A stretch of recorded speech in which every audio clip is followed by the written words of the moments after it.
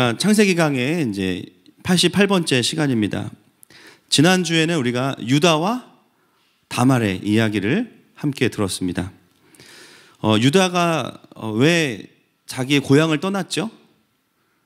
아버지의 슬픔을 보는 게 너무 힘들었죠. 아버지가 괴로워하는 모습을 보는 게 너무 마음의 고통이었습니다. 그래서 38장은 지난주의 본문은 아버지에게 고통을 드린 아들로서의 방황의 이야기입니다. 그는 언약의 공동체를 떠나서 아둘람으로 가게 되고요. 거기서 가나안 여인과 결혼해서 살게 됩니다.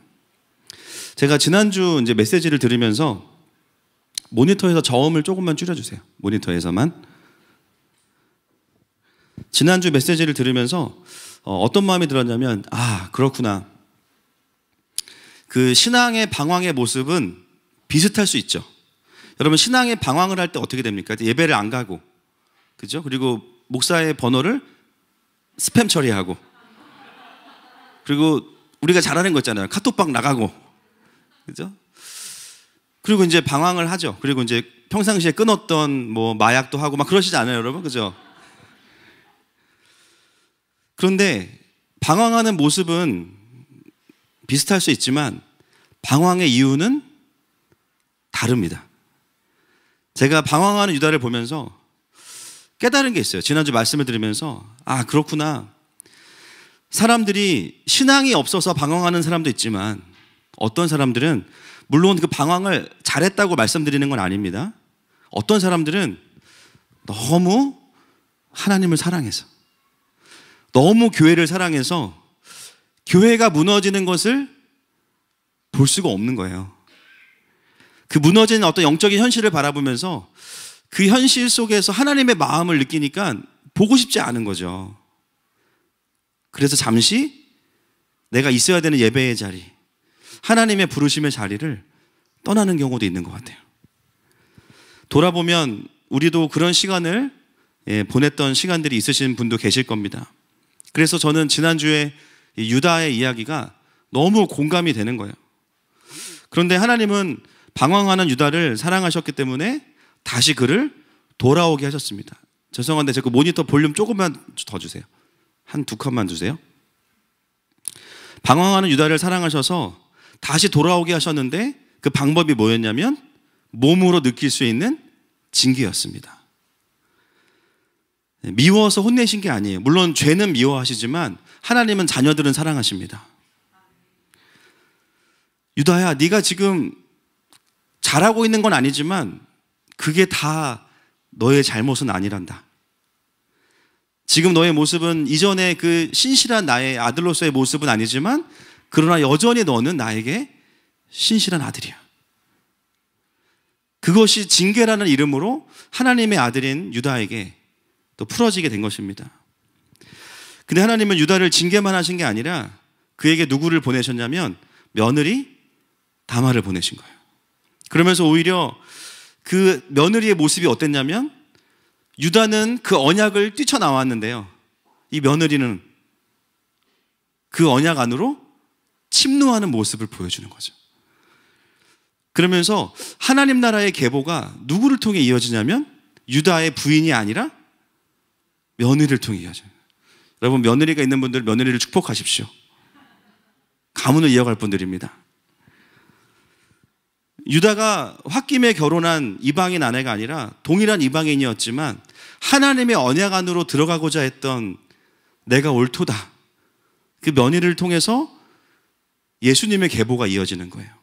여러분, 우리가 창세기를 읽다가 궁금한 것 중에 이게 있죠. 갑자기 왜 요셉의 이야기 중에 유다의 이야기가 나올까? 여러분, 정확하게 말씀드리면 유다의 이야기가 진짜 예수님의 계보입니다.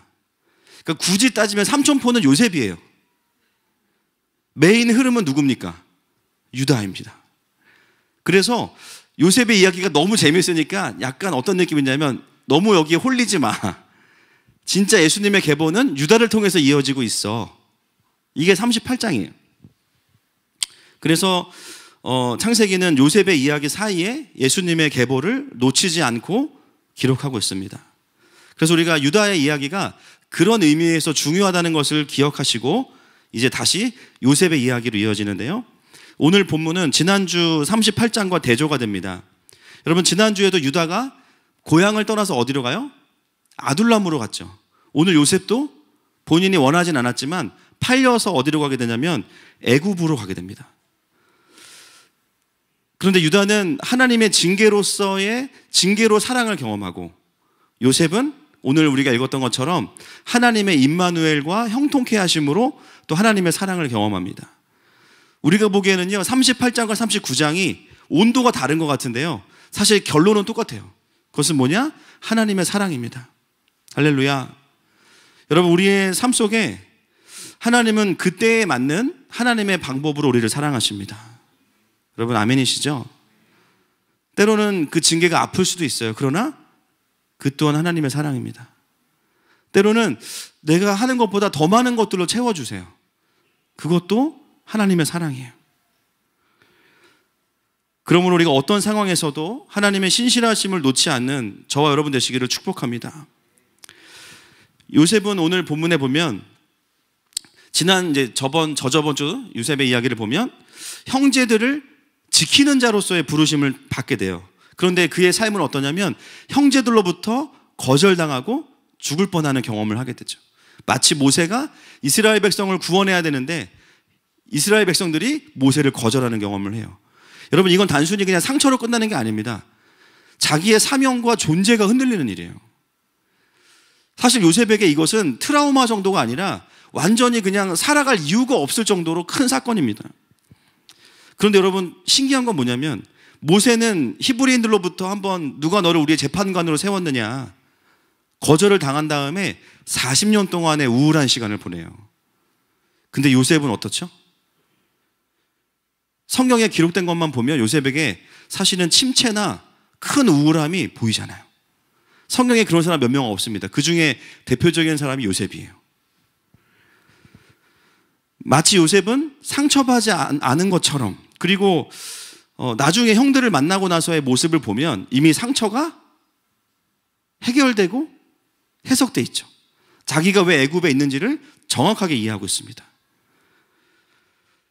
그래서 제가 요셉 설교를 한 몇 년 전에 한 것 같은데, 과연 처음 등장했던 요셉이 어떻게 39장에 와서 무슨 일이 있었길래 이렇게 바뀔 수 있었는가, 언제 요셉이 바뀌었나 기억나십니까? 37장 24절 보겠습니다. 시작. 그를 잡아 구덩이에 던지니 그 구덩이는 빈 것이라 그 속에 물이 없었더라. 네, 언제입니까? 구덩이에 들어갔을 때. 죄송한데 안 추우시면 라디오를 좀 꺼주세요. 네.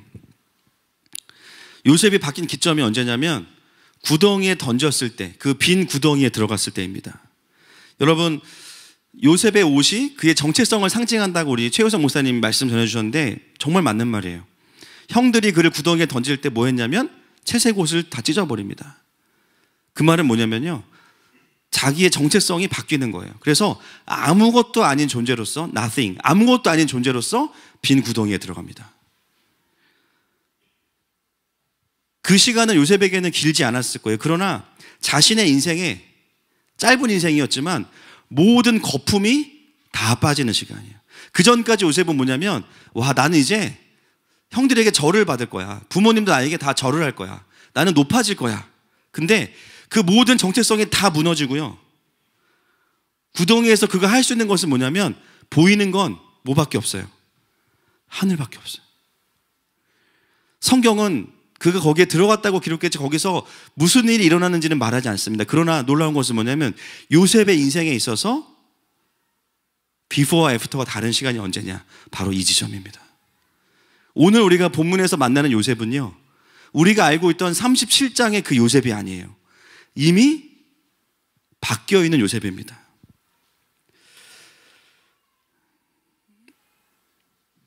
이미 오늘의 본문에 만나는 요셉은 바로 하나님의 축복을 경험하는 요셉이에요. 여러분, 그것은 뭐냐면 이미 요셉은 37장의 그 시점을 지나면서 무엇을 경험했냐면 야곱의 하나님이 아닌 자기 하나님을 만난 겁니다. 할렐루야. 그러면서 뭘 경험하냐면요, 짧은 순간이지만 그 마음에 엄청난 상처의 치유가 일어났어요. 형들의 용서를 구했기 때문이 아니에요. 하나님 만났기 때문입니다. 그리고 회복이 일어났어요. 할렐루야. 여러분, 요셉의 스토리는 참 우리에게 위로가 되죠. 여러분, 신앙생활하면서 우리가 가장 많이 경험하는 게 뭐냐면 하나님의 깊은 치유와 회복입니다. 근데 더 대박은 뭐냐면 그건 시작에 불과하다는 거예요. 할렐루야. 이미 요셉의 인생의 치유와 회복은 이미 끝났습니다. 그리고 사실 오늘 보여주는 본 게임은 뭐냐면 그가 어디에 가든지 하나님께서 그와 함께 하시고 그를 형통하게 하시고 그와 동행하시면서 축복하시는 거예요. 전 요셉의 인생을 데려가신 하나님을 보면서 그 하나님이 우리 하나님이시죠. 여러분, 하나님은 저와 여러분에게 치유와 회복만을 주시는 분이 아니라 그 이후에 더 큰 메인 디쉬가 있습니다. 할렐루야. 하나님의 영광과 하나님의 일하심을 경험하면서 하나님의 사명을 이루어가는 삶이 우리와 함께 달려가기 원하시는 하나님의 기준이고 마음입니다. 자, 오늘 본문을 보겠습니다. 그러면 이제 요셉의 인생에서 하나님 그 인생을 어떻게 이끌어 가시는가? 39장 1절 말씀 시작. 요셉이 이끌려 애굽에 내려가매 바로의 신하 친위대장 애굽 사람 보디발이 그를 그리로 데려간 이스마엘 사람의 손에서 요셉을 사니라. 자, 오늘 본문은 객관적인 배경과 눈에 보이는 현실입니다. 여러분, 처음 나오는 동사가 뭐냐면 요셉이 이끌려갔다는 수동태죠. 이끌려갔다. 이끌려갔다는 것은 뭐냐면 내가 원해서 간 것이 아니라 이끌려 가진 거예요. 맞습니까? 여러분, 요셉의 인생을 보면요, 그 어떤 것도 자기가 원하는 대로 된 게 없어요. 노예로 팔린 것도 그랬고요. 그리고 수많은 집이 있지만 보디발의 집에 들어간 것도 자기가 결정한 게 아니에요. 거기서 좀 뭔가 되나 싶었는데 어떻게 됩니까? 누명을 쓰고 감옥에 갑니다. 자기가 원한 게 아니에요. 심지어 총리가 된 것도, 그렇죠? 자기가 원하는 때에 된 것이 아닙니다. 본인이 선택해서 된 것이 없어요. 그 말은 뭐냐면 본인이 잘못한 게 없다라는 거예요. 한마디로 말하면 요셉의 인생은 이끌려 다니는 인생입니다. 여러분, 우리의 삶 속에 우리의 삶을 돌아보면요, 그런 마음을 갖고 있는 분들이 참 많으세요. 저도 그런 부분이 있고요. 내 인생은 억울하다. 억울해. 우리의 삶에 억울한 일이 참 많죠. 어떨 때 억울해요? 난 잘못한 게 없는데 손해를 보거나 해를 보거나 벌을 받으면 나는 잘했어. 여러분, 비꼬는 게 아닙니다. 진짜 우리가 잘했어요. 근데 전혀 내가 의도하지 않은 거예요. 의도하지 않은 인생이 막 펼쳐집니다. 여러분, 제가 억울함을 느낄 때가 가끔 있는데 제가 최근에 발견한 게 있어요. 아마 여러분도 공감하시는 분도 있고 아닌 분도 계실 건데, 여러분, 우리나라의 그 국산 세탁기에 숨겨진 기능이 있는 거 아십니까? 이거는 모든 브랜드에 다 이 기능이 있습니다. 양말을 한 켤레를 넣으면 하나를 먹어요, 얘가. 그런 적 없으세요? 진짜 신기한 게, 저희 집에 있는 거 가장 유명한 브랜드거든요. 양말 한 켤레를 넣으면 세탁기 끝나고 나오면 하나가 없어. 세탁기가 아니라 아무리 찾아봐도 없어. 진짜 희한하다. 진짜 억울해요. 저희 집에 한 짝만 있는 싱글 양말들이 공동체를 이루고 있습니다. 한두 개가 아니에요. 왜 그런지 그냥 사라져. 저만 혼나는 거예요. 양말을 왜 똑바로 안 벗었냐. 난 둘 다 벗었거든요.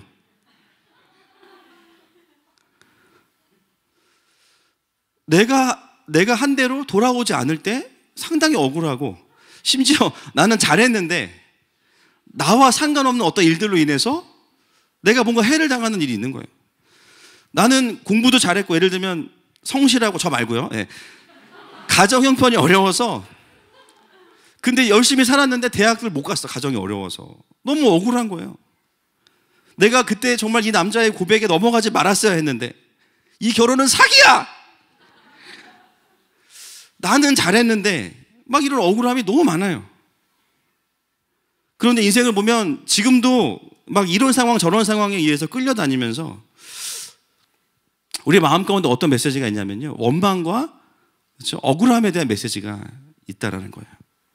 여러분, 요셉의 인생은 그 관점으로 보면 누구보다 억울한 사람입니다. 정말 이렇게 정말 너무 억울한 인생이에요. 여러분, 오늘 제가 본문을 이렇게 주회하고 묵상하면서 오늘은 인생이 억울하다고 느끼시는 분들에게 오늘은 하나님의 때가 왔구나. 할렐루야. 그 억울한 요셉의 인생을 새롭게 보여주시고 새롭게 조명하시는 이야기가 오늘 본문의 이야기입니다. 여러분, 특별히 마음속에 억울한 마음들이 있는 분들, 근본적인 풀어짐과 하나님 안에서 형통함으로 반전되는 은혜가 있기를 선포합니다. 자, 요셉이 팔려간 집은 누구의 집이냐면 보디발의 집이죠. 여러분, 보디발은 어떤 사람이냐면요, 왕을 경호하는 사람이에요. 여러분, 그 당시에 이 왕 곁에 있는 사람들은 전부 다 넷인데 보디발만 가정이 있습니다. 그리고 왕을 경호하는 사람이기 때문에 엄청난 권세를 가지고 있어요. 그래서 오늘 본문에 보면 본인이 판단하기에 왕에게 해가 될 것 같다고 느끼는 사람들은 직권으로 자기의 그 권리로 감옥에 가둘 수가 있습니다. 그래서 오늘 그 요셉이 갇히는 감옥은 일반인들이 갇히는 감옥이 아니라요, 고위 공직자들이 갇히는 감옥이에요. 그런 막강한 권력의 소유자가 바로 보디발인데, 요셉은 원치 않았지만 수많은 집 중에서 보디발의 집으로 보내지게 됩니다. 여기까지가 그냥 현실 그 자체입니다. 그리고 나서 2절부터는 뭐냐면요, 하나님의 관점이 다시 풀어지기 시작해요. 같이 보겠습니다. 2절 말씀 시작. 여호와께서 요셉과 함께 하심으로 그가 형통한 자가 되어 그의 주인 애굽 사람의 집에 있으니. 2절부터는 이제 그 현실 속에서 일하시는 하나님의 이야기가 풀어집니다. 물론 지금까지 요셉이 죽지 않고 노예로 팔려온 것도 은혜입니다. 그런데 여러분, 오늘 39장은요 더 직접적으로 하나님이 등장하셔서 요셉과 함께 하시는 이야기를 우리에게 들려줍니다. 그러면서 2절 말씀은 우리가 알고 있는, 우리가 매주 창세기를 통해서 듣고 있는 히브리 문법, 무슨 용법? 와우 개성용법. 네. 2절 말씀은요 사실은 독립된 세 개의 문장이에요. 어떻게 분리가 되냐면, 여호와께서 요셉과 함께 하셨다, 첫 번째. 두 번째, 그가 형통한 사람이 되었다. 세 번째, 그의 주인 애굽 사람의 집에 있었다. 이게 연결되어 있고 인과관계로 되어 있습니다. 여러분, 아주 간단하지만 굉장히 중요한 통찰이 여기 있어요. 여러분, 순서를 보시면 제일 먼저 나오는 게 여호와께서 요셉과 함께 계셨다. 두 번째가 그가 형통한 자가 되었다. 어떤 분들은요 자신의 형통을 위해서 하나님을 함께 해달라고 말하는 분들이 있어요. 성경의 순서랑은 반대입니다. 내가 잘 돼야 되니까 주님 도와주시면 제가 세금으로 11조 드리겠습니다. 제가 교회 몇 개 지어드리겠습니다. 물론 교회 짓는 것은 귀한 일입니다. 그런데 여러분, 정확한 성경의 순서를 보면 형통한 자가 되기 위해서는요, 형통이 먼저 오는 게 아니라 뭐가 먼저 와요? 임마누엘이 먼저 오는 거예요. 다시 이 말은 또 어떤 뜻이 있냐면, 형통한 자의 기준은 삶의 어떠함에 있지 않고 어디에 있냐면 여호와께서 함께 하시는 자입니다.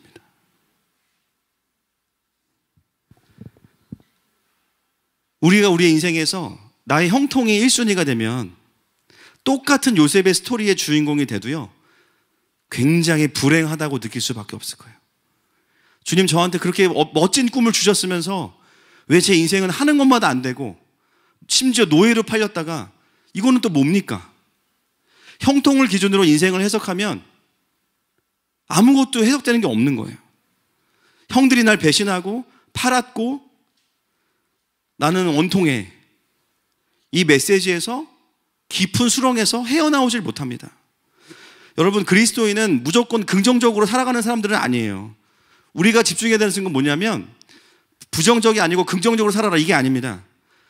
그런 일이 일어났지만 하나님이 그 일을 통해서 나에게 지금 무엇을 하고 계신지를 드러내는 사람들입니다. 아멘이십니까? 하나님이 함께 하시면 상황이 좋아지는 게 아니라, 본질이 아니라 지금 이 상황 속에서 일하시는 하나님이 보여지고 그 하나님의 마음이 나에게 있고 상황은 어려운데 평강이 있고 하나님께서 일하실 것이 잘 모르겠지만 소망이 되고 그냥 임마누엘을 누리는 것 자체가 뭐냐면 형통이에요.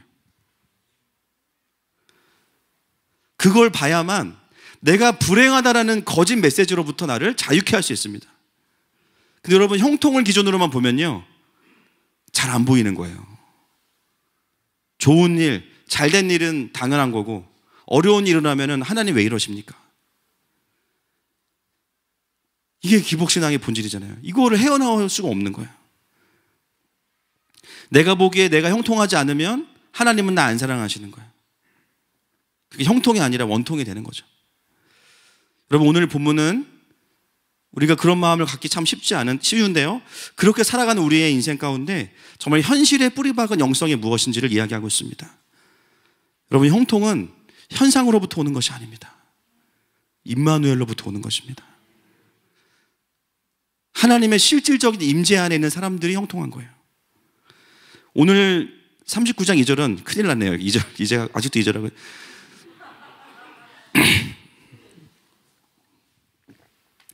요셉은 이미 보디발의 집에 도착할 때 어떤 상태였냐면요, 임마누엘 했고 형통했어요. 그러니까 상황과 아무 상관이 없는 거예요. 사실은 오기 전부터 이미 그 구덩이에서 하나님을 깊이 경험하고 하나님과 동행하면서 왔고 형통한 자가 되어서 보디발의 집에 도착한 거죠. 여러분, 환경과 상황이 우리의 형통을 결정할 수 없습니다. 하나님 안에 거하십시오. 그래서 보디발의 집에 간 것은 그냥 팩트고요. 하나님의 해석은 뭐냐? 그것은 형통의 열매라는 거예요. 더 악한 자들의 집에 갈 수도 있었고요. 하나님과 멀어지는 구조로 갈 수도 있었지만 하나님은 그 중에서 하나님의 최선, 하나님의 계획, 하나님의 장기 플랜, 그것 가운데 보디발의 집으로 요셉을 부르셨어요. 여러분, 오늘 우리 가운데 원통함이 형통함으로 바뀌기를 선포합니다. 자, 3절 말씀 보겠습니다. 시작. 그의 주인이 여호와께서 그와 함께 하심을 보며 또 여호와께서 그의 범사에 형통하게 하심을 보았더라. 여러분, 3절에 보면 주어가 바뀌어 있는데요, 누구를 중심으로 기록이 되냐면요, 방금 전까지는 권력자인 보디발이 중심이었는데 3절부터는 누가 주인공이에요? 그가 누구죠? 요셉입니다. 보디발이라고 안 하고 그의 주인 이렇게 이야기해요. 그것은 뭐냐면 요셉이 이 집에 노예로 팔려갔지만 갑자기 카메라가요, 요셉을 중심으로 바뀌기 시작해요. 보디발의 이름을 부르는 게 아니라 그의 주인, 그와 함께 하심을 보며 그의 범사에 형통하게 하심을 보았다. 여러분, 요셉은 이전에는 자기가 자기를 스스로 높여야 되는 사람이었어요. 내가 인정받아야 되고 내가 어디 가나 주목받아야 되고. 그런데 그런 삶을 살려고 하면 할수록 그의 인생의 결과는 뭐였냐면 형들과의 관계가 단절되고 거절당하고 미안하지만 버림받고. 그런데 지금 요셉은 자기를 높일 수 없는 노예로 팔려왔습니다. 아무리 높이고 싶어도 노예예요. 이제는 나를 높이겠다는 마음도 없어요. 그런데 참 신기한 건 뭐냐면 요셉이 하나님을 경외하고 하나님께 사로잡혀 있으니까요, 오히려 그를 중심으로 모든 게 정리가 됩니다. 참 신기하죠. 근데 그 하나님이 그와 함께 하시는 게 어느 수준이냐면, 여러분, 보디발은 그 당시에 누구를 섬겼냐면요, 태양신과 애굽의 왕을 섬겼어요. 그래서 애굽의 왕 바로는 거의 태양신과 동급입니다. 그게 그들의 신앙이에요. 근데 믿음이 없는 보디발이 보기에도 여호와께서 요셉과 함께 하시는 게 보인다는 거예요. 이게 막 영의 눈이 열려가지고 막 요셉이 지나가면 천사 막 100명 같이 이런 게 아니라 그냥 일상생활 속에서 요셉을 통해서 하나님이 형통케 하시는 게 보이는 거예요. 요셉의 탁월함의 문제가 아니라 그냥 범사에 형통하게 하셨다. 이게 무슨 말입니까? 실수해도 전화위복이 돼. 진짜 신기해. 요셉, 마트 가서 소고기 좀 사와. 10,000원 딱 줬어. 갔는데 마침 타임세일 30초 동안 소고기 90% 할인. 10,000원 가지고 갔다가 소를 몰고 와 집에. 이거 말이 안 된다. 막 쿠팡에서, 그죠? 쿠땡에서 이제 생수를, 근데 클릭을 잘못해서 요소수를 시켰어. 요소수를 100통. 근데 다음날 요소수 대란이 일어나요. 1,000원짜리가 100만 원 돼, 막. 주식을 해도 요셉이 사면 갑자기 막 주식이 뛰고, 땅을 사면 갑자기 막 10배로 뛰고, 막 그린벨트 풀리고. 요셉한테 뭘 맡기는 족족, 이거는 요셉의 자람이 아니라 얘는 뭐지? 근데 요셉을 보면 다른 건 안 보이는데 하나님 앞에 예배하는 게 보였겠죠, 뭔가. 기도하는 모습이 보였겠죠. 밥 먹을 때도 그렇고. 요셉이 하면 너무 잘 되는 거예요. 단순히 요셉이 잘했다 이런 개념이 아니라 하나님이 함께 하시면서 그가 뭘 하든지 간에 형통케 하셨어요. 여러분, 우리가 뭐 요셉만 그런 게 아니죠. 여러분, 우리가 뭐 요셉 같진 않아도 여러분 그런 경험 있으시죠? 하나님 앞에서 뭔가 제대로 마음 받아서 순종할 때 진짜 하나님이 도와주실 때가 있어요. 맞습니까? 도와주실 때가 있어요.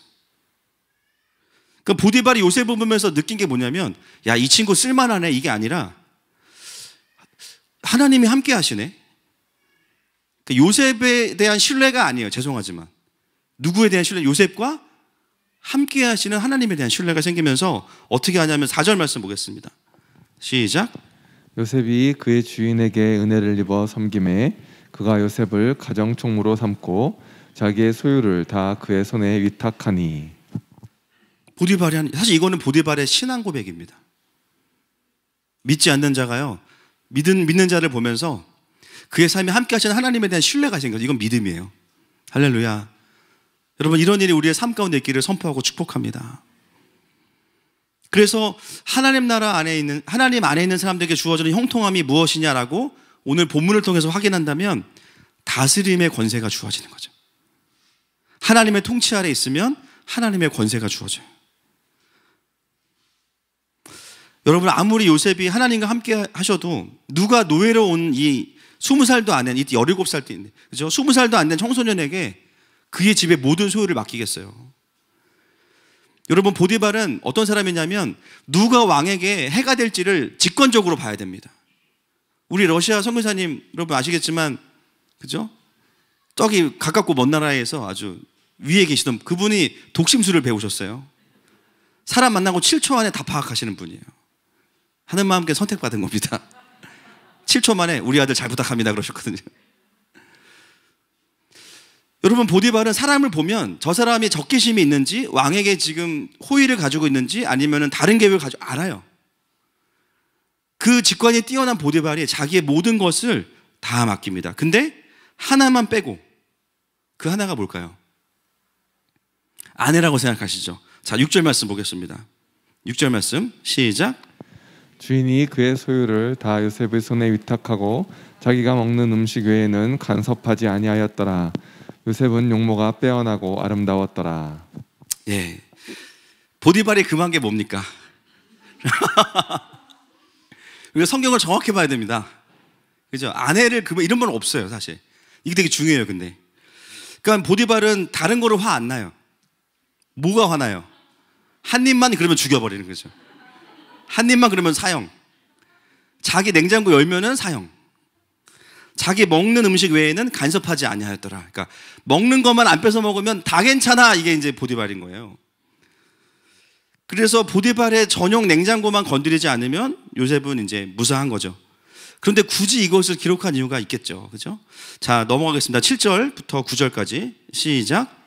그 후에 그의 주인의 아내가 요셉에게 눈짓하다가 동침하기를 청하니 요셉이 거절하며 자기 주인의 아내에게 이르되 내 주인이 집안의 모든 소유를 간섭하지 아니하고 다 내 손에 위탁하였으니 이 집에는 나보다 큰 이가 없으며 주인이 아무것도 내게 금하지 아니하였어도 금한 것은 당신뿐이니 당신은 그의 아내임이라. 그런즉 내가 어찌 이 큰 악을 행하여 하나님께 죄를 지으리이까. 우리가 잘 알고 있는 사건인데 여러분 아시다시피 보디발의 아내가 요셉을 유혹합니다. 그때 요셉이 거절하면서 하는 대답을 보면, 물론 뭐 그렇다고 보디발이 먹는 음식 외에는 이랬다고 해서 뭐 아내를 마음대로 할 그건 아니었겠지만 사실 보디발이 금한 것은 밥이었어요. 그런데 보디발의 아내의 유혹을 뿌리치는 요셉의 고백 속에서 보여지는 것은 결국은 뭐냐면요, 보디발에 대한 충성심도 있었겠지만 누구에 대한 경외함이었습니까? 하나님이죠. 하나님이죠. 오늘 본문이 우리에게 전달하고 싶은 걸 잘 보셔야 됩니다. 이것은 물론 보디발에게도 죄를 짓는 거지만 궁극적으로 하나님께 범죄하는 거예요. 제7계명 간음하지 말라, 제10계명 내 이웃의 집을 탐내지 말라. 결국 하나님의 법도예요. 이것은 보디발에 대한 존중을 넘어서서 하나님의 통치 아래 그분의 법 아래 있다는 겁니다. 물론 그것이 계명 형태로 아직 주어지진 않았지만 그러나 요셉의 마음속에는 하나님에 대한 경외함. 여러분, 이 땅은 지금 애굽입니다. 세상의 한복판이에요. 그냥 눈 딱 감아도 몰라요. 아무도 없으니까 집에. 그리고 요셉은 지금 청소년인 혈기왕성한 시기입니다. 그냥 눈 한번 딱 감으면 모든 게 편해져요. 자기도 즐길 수 있어요. 그러나 놀라운 것은 뭐냐면 아무도 보는 이가 없고, 심지어 그 땅의 주인은 태양신이라고 말하는 그 애굽 땅의 권력자의 집의 한복판에서 요셉은 누구를 두려워하냐면 여호와 하나님을 두려워하고 있습니다. 혹시 나의 행동이 지금 나를 바라보고 계시는 그 하나님 앞에서 죄가 될까 봐. 이건 명백한 하나님 앞에서 죄야. 사실 오늘 본문을 보면 보디발은 아내한테 제가 봤을 때는 큰 관심은 없는 것 같습니다. 어쩌면 이 아내가 홧김에 그랬을 수도 있어요. 아니, 나보다 밥이 더 중요하다고? 뭐 하여튼 남의 사생활까지는 제가 모릅니다. 그러나 오늘 본문이 우리에게 이야기하는 것은 그의 가정사가 아니라 그 속에서 요셉이 얼마나 하나님을 경외했는지를 이야기하는 거죠. 보디발의 아내면 얼마나 예쁘겠어요. 보디발이 아무랑 결혼했겠습니까? 애굽에서 가장 유명한 아이돌 출신이거나 탤런트 출신 아니겠어요? 근데 요셉은 하나님을 경외함으로 자리를 박차고 나오는데요, 이때 옷을 벗어두고 나오죠. 겉옷을. 이것도 연결되는 정체성. 이 사건은 뭐에 대한 복선이냐면 요셉의 정체성이 또 한 번 바뀐다라는 겁니다. 여러분, 39장은 4번에 걸쳐서 앞과 마지막에요, 여호와께서 함께 하셨다가 두 번 나옵니다. 그리고 형통하였다가 나와요. 그런데 그 구조의 정 가운데에 배치되어 있는 사건이 뭐냐면 요셉이 이 유혹을 뿌리치는 장면이 정 가운데에 있습니다. 그리고 앞뒤로 샌드위치 같이 여호와께서 함께 하셨다, 그가 형통하였다. 이 구조를 통해서 우리에게 전달되어지는 메시지가 있어요. 그냥 하나님이 요셉이어서 복 주신 것도 있지만 사실은 그 안에 형통과 축복 안에 뭐가 있냐면, 하나님의 강력한 임마누엘 속에 뭐가 있냐면 요셉의 하나님을 향한 사랑과 경외함과 거룩함의 분투가 있다는 겁니다.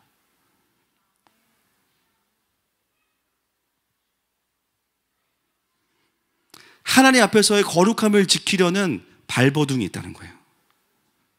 그리고 그런 요셉의 삶을 감싸듯이 39장은 길어 보이지만 결국은 여호와께서 함께 하셨다. 여호와께서 함께 하셨다. 요셉의 삶에 고난이 없는 것도 아니고 유혹이 없는 것도 아니에요. 그러나 시작과 끝이 똑같아요. 여호와께서 그와 함께 하셨다. 그가 형통하였다. 보디발의 집에서 쌓아놓은 경력과 성취들을 다 버리고, 어떻게 보면 나를 도와주시지 않는 하나님이신 것 같은데, 아무짝에 쓸모없는 것 같은데, 이 신앙이 요셉에게는 그렇지 않은 거예요.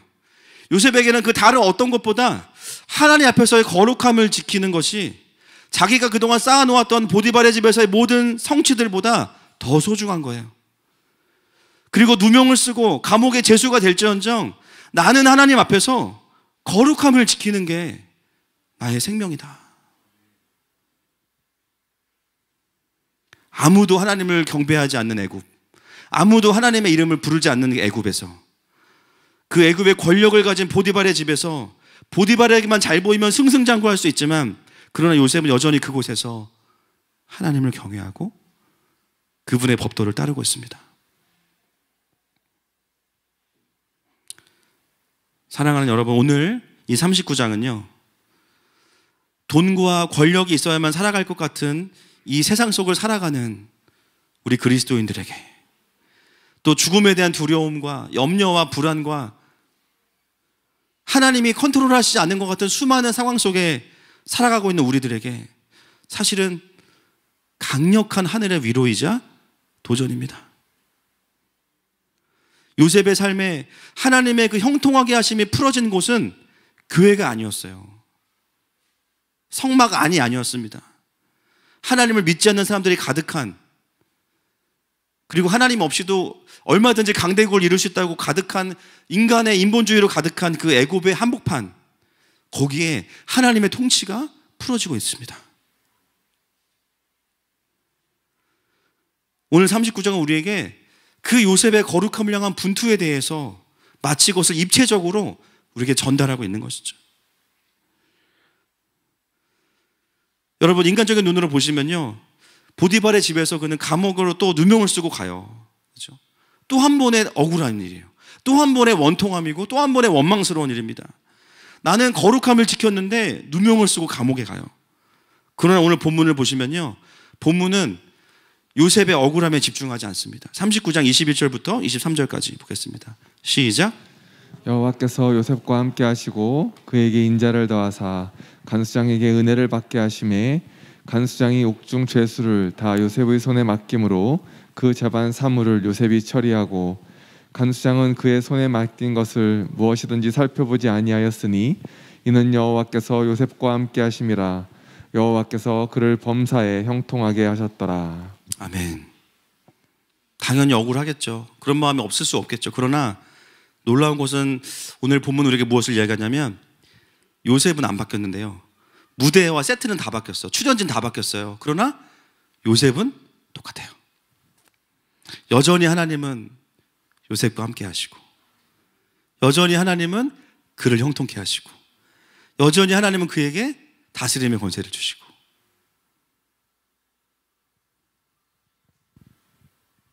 동일한 하나님을 그 감옥에서도 경험합니다. 여러분, 오늘 본문은 우리에게 너무 큰 도전을 주죠. 우리의 환경과 상황도 중요하지만 더 중요한 게 있다. 내가 얼마나 그 하나님께 붙들린 사람인가, 내가 얼마나 하나님을 경외하고 그분의 법도를 즐거워하는 자인가, 어딜 가든 그분의 임재와 통치의 구조를 그대로 가지고 동일하게 새로운 곳에서 살아갈 수 있느냐, 그것이 바로 나의 자녀들이고 그것이 나의 백성들이다.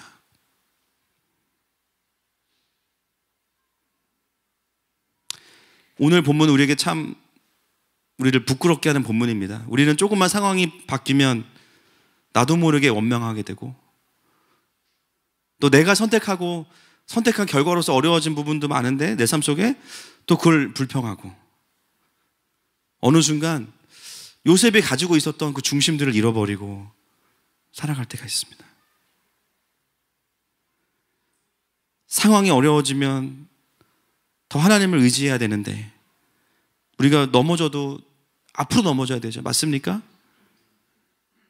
뒤로 넘어지는 거예요. 그렇죠? 배 째라 그러면서 주님도 안 도와주신다. 그리고 내가 해결하려고 해요. 그런데 그러면 그럴수록 어떻게 되냐면 상황에 더 눌리기 시작해요. 그죠? 요셉은 자기 인생의 어린 나이지만 완전히 바닥을 한번 경험하고 나서 나 아무것도 아니구나, 나 그냥 주님이 잠깐만 안 보시면 난 죽는구나, 그거 한번 딱 경험하고 나서는 그의 인생에 아마 모든 침체를 다 모아서 그때 경험한 것 같아요. 굉장히 회복 속도가 빠른 거죠. 물론 우리의 삶 속에, 우리의 마음 안에는 요셉도 그랬겠지만 많은 풍랑이 일어나지만, 그러나 그는 하나님 앞에 있기를 포기하지 않습니다. 그것이 요셉입니다. 여러분, 이런 분이 계시죠? 누구십니까? 예수님이십니다. 가장 원망할 일이 많고, 가장 억울한 일이 많고, 가장 속상할 일이 많으신 그분께서 십자가에서 하신 말씀이, 주여 저들이 알지 못해서 그렇습니다, 용서해 주십시오. 저는 진짜 이해 안 되는 게, 제자들을 뽑으시면서 예수님은 이미 다 보고 계시잖아요. 3년 반 후에 어떤 일이 일어날지. 가능하십니까 여러분? 4년 후에 나한테 사기칠 사람을 내가 미리 알고 있는데 친구를 맺어요. 그것도 가까이 둘 수 있어. 불가능한 일입니다. 예수님이 그 시간을 가실 수 있었던 이유는 뭐냐면 날마다 하나님 아버지 앞에 있으셨기 때문이에요. 그것이 되면 어떤 상황에도 하나님의 통치와 임재 안에 살아갈 수 있습니다. 여러분, 형통하다라는 단어가요, 원래 원어의 뜻이 뭐냐면, 따라하겠습니다. 전진하다, 전진하다, 전진하다입니다. 굉장히 아이러니하죠. 요셉의 인생은 하나님을 빼고 보면 후퇴하고 있어요. 퇴보하고 있어요. 그러나 하나님의 관점에서 얘는 전진하고 있어요. 지금은 안 보여요. 다음 주에 보여요. 오늘은 안 보입니다. 우리의 삶을 보면 억울하고 답답하고 이거 뭐 이렇게 해가지고 뭐 되겠나 퇴보하는 것 같아요. 그러나 오늘 요셉의 스토리는 우리에게 무엇을 교훈하냐면 이것은 하나님 나라의 백성에게 형통하는 스토리, 전진하는 스토리다라고 이야기하고 있습니다.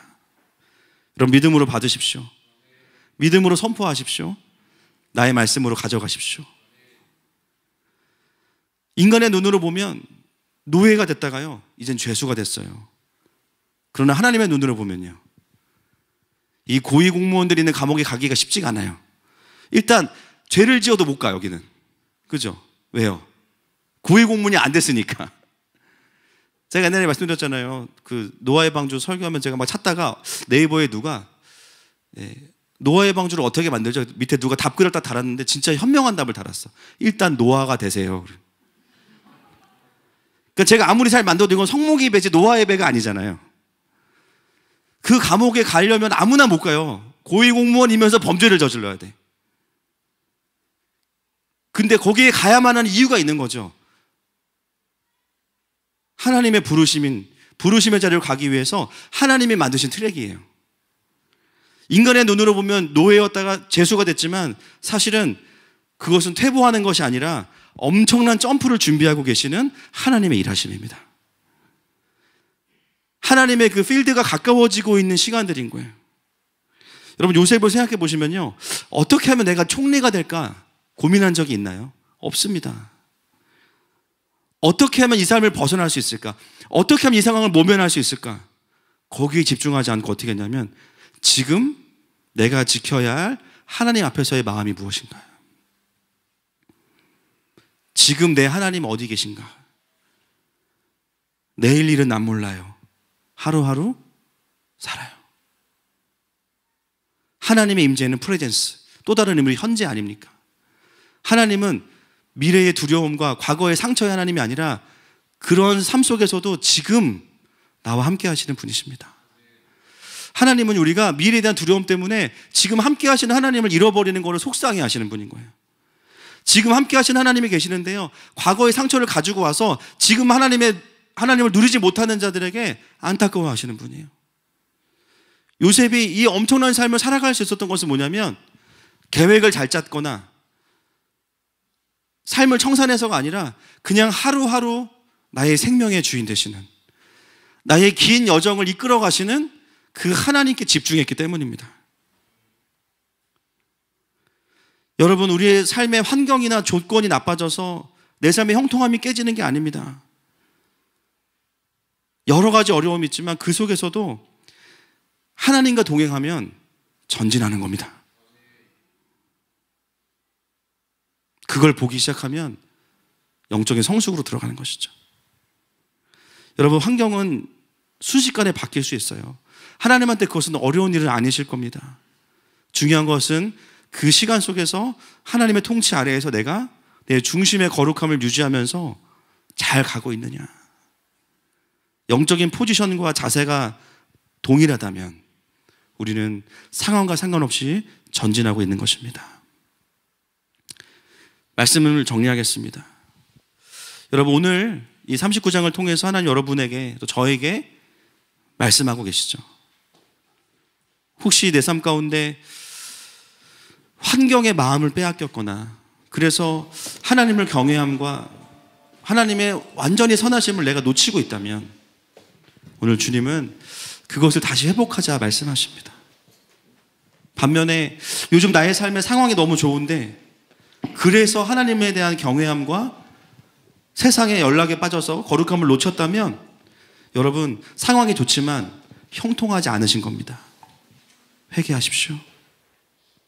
오늘 이 밤에 우리가 좀 우리의 주변적인 것들을 내려놓고 함께 좀 주님 앞에 나아갔으면 좋겠습니다.